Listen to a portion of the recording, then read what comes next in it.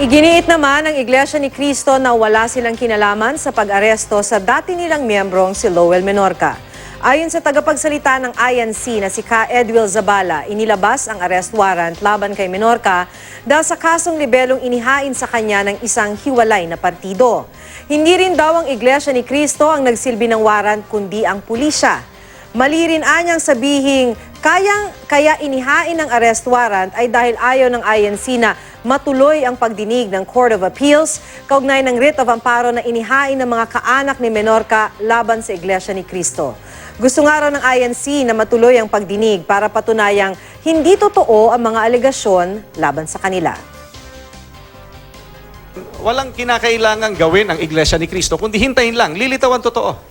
We have been saying that for so long now. Lilitawan totoo, lalabas. Kung magsasampa sila ng kaso sa korte, hinaharap ng Iglesia ni Cristo. At doon, patutunayan namin kung ano man ang kanilang isinasampa na kaya naming sagutin sa pamamagitan ng mga abogado namin.